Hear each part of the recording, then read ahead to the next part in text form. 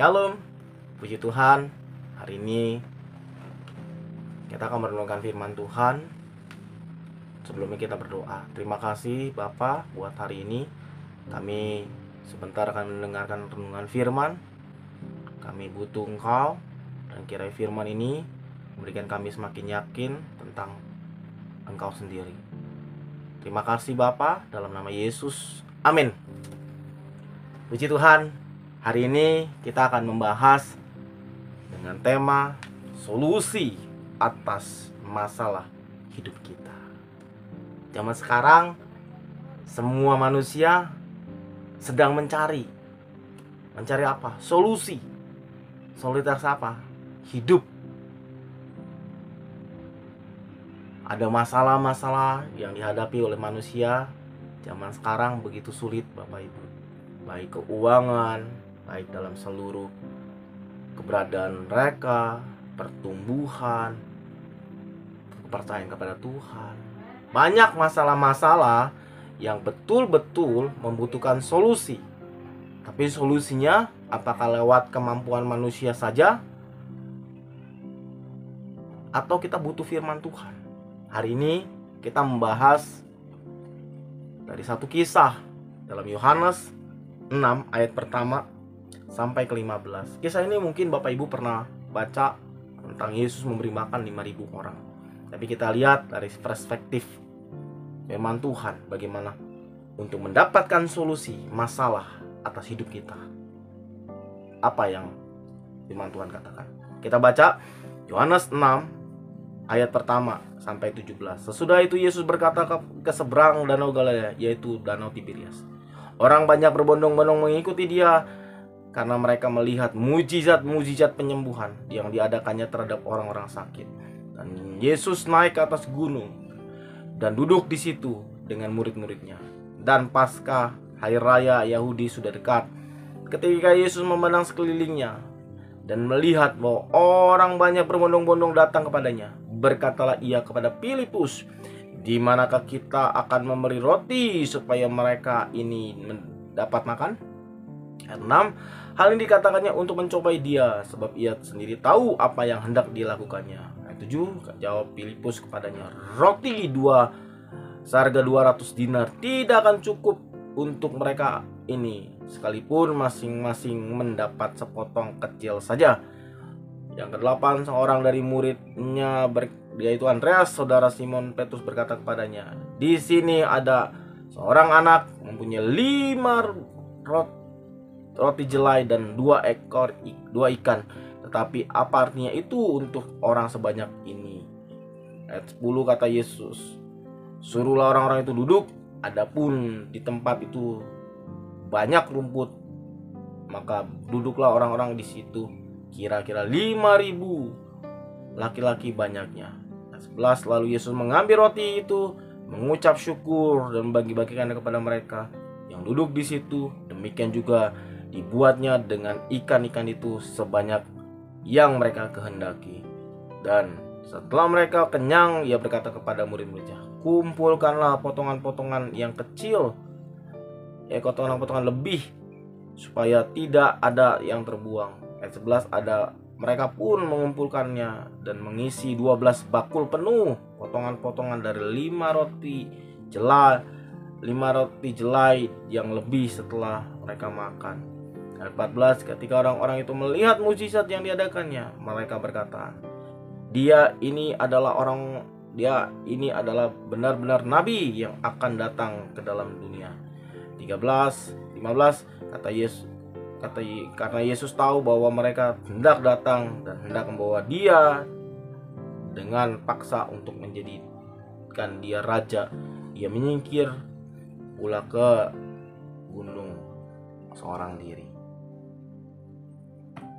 Firman Tuhan mengajarkan kita, Bapak Ibu, ketika permasalahan di dalam topik yang kita baca, bagaimana Yesus telah begitu banyak melakukan mujizat, begitu banyak orang yang mengikuti dia, begitu banyak orang mengikuti dia untuk mendengarkan ajaran-ajarannya. Tapi permasalahan mulai timbul. Di sini kita lihat ya, masalahnya apa sih sebenarnya yang Yesus mau. Yang Yesus tanyakan, dibilang gini. Kita lihat ayat yang ke 5. Ketika Yesus memandang sekelilingnya dan melihat bahwa orang banyak berbondong-bondong datang kepadanya, berkatalah ia kepada Filipus, "Di manakah kita akan memberi roti supaya mereka makan?" Jadi Yesus tahu bahwa manusia bukan hanya butuh firman saja, tapi butuh makanan jasmani. Ini masalah Bapak Ibu. Jumlahnya bukan satu, ribuan orang ikut Yesus pada zaman itu. Dan ini 2000 tahun yang lalu. Cari makanan begitu sulit, belum ada teknologi. Nggak bisa, mustahil kasih makan. Makanya jelas bahwa masalahnya begitu sulit. Permasalahan kita apa Bapak Ibu? Apa, sesulit apa? Yang pertama, solusi atas masalah hidup kita. Yang pertama, tadi dijelaskan ayat 5. Belajar mendengarkan apa yang Tuhan perintahkan. Ketika Tuhan perintahin, aku melihat mereka tuh butuh makan, dengerin. Seringkali kita tidak pernah dengerin apa yang Tuhan perintahkan. Kita seringkali paksain, aku harus didengarkan oleh Tuhan. Tuhan, Engkau tahu segalanya, Engkau udah tahu segalanya, Engkau harus dengar. Perhatiin baik-baik bahwa sesungguhnya untuk mendapatkan solusi kita harus dengerin perintahnya Tuhan.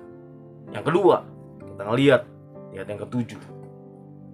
Setelah kita dengar permasalahan yang Tuhan sedang ceritakan, ayat ke-7 bilang ini.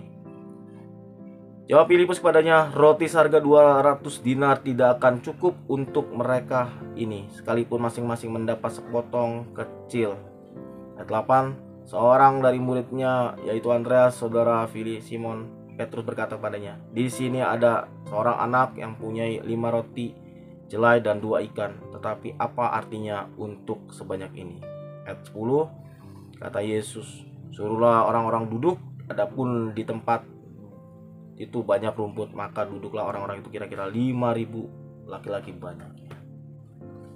Yang kedua, untuk mengatasi mendapat solusi atas masalah kita, yang kedua, lakukan yang dia perintahin. Tadi yang pertama, kita mendengar, oh ternyata Tuhan ingin memberi makan orang-orang. Ketika kita punya masalah, dengerin Tuhan, perintah Tuhan apa. Setelah itu apa? Lakukan. Waktu melakukan, murid-murid Yesus mengeluh. Itu buktikan apa? Tetap manusia. Ketika kita belajar firman Tuhan, kita pakai rasul kita, yang Tuhan butuhkan adalah apa? Engkau mau dapat solusi? Lakukan. Apakah muridnya yang melakukan? Melakukan, Bapak Ibu Saudara sekalian. Dia melakukan firman Tuhan dengan hati yang penuh dengan bersungut-sungut, dengan hati yang penuh dengan pikiran-pikiran yang betul-betul tidak masuk logika. Tapi solusi atas permasalahan saat itu, ada 5.000 orang butuh makan. Bagaimana caranya?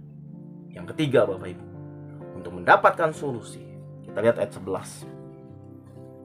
Lalu Yesus mengambil roti itu dan mengucap syukur dan membagi-bagikannya kepada mereka, dan duduk di situ. Demikian juga dibuatnya dengan ikan-ikan sebanyak yang mereka kehendaki. Akhirnya yang ketiga adalah apa? Ketika yang pertama, untuk mendapatkan solusi, dengar perintah Tuhan, lakukan perintah Tuhan. Waktu melakukannya, apa yang diperintahkan Tuhan, mulai percaya akan perintahnya. Di sini Yesus ketika minta, ada gak makanan, murid-muridnya coba cari walaupun ngegerutu, akhirnya dapat. Terus kasih ke Tuhan. Setelah itu apa? Tuhan mengucap syukur kepada Bapaknya, dan dia bagi. Terjadi keajaiban. Masalah yang begitu sulit, ketika di dalam tangan Tuhan, terjadi terlipat ganda. Masalah apa yang Bapak Ibu sedang hadapi? Masalah apa yang kita hadapi? Sesulit apa? Tegunglah, tidak ada yang mustahil buat Tuhan. Asal yang pertama, dengerin dulu. Ketika kita punya masalah, dengerin apa kata firman. Yang kedua, belajar melakukan, walaupun kita belum bisa memahami 100%, tapi belajar taat. Yang ketiga, mulai belajar percaya, maka keajaiban terjadi. Mari kita berdoa. Terima kasih Tuhan untuk renungan hari ini. Sesungguhnya kami butuh firman. Seberat apapun yang kami sedang hadapi hari ini, kami butuh Engkau Tuhan, menjadi solusi atas hidup kami. Lewat firman ini kami semakin yakin bahwa Engkau adalah Allah yang punya solusi atas hidup kami. Terima kasih. Dalam nama Yesus kami berdoa dan mengucap syukur. Bagi Tuhan tak ada yang mustahil.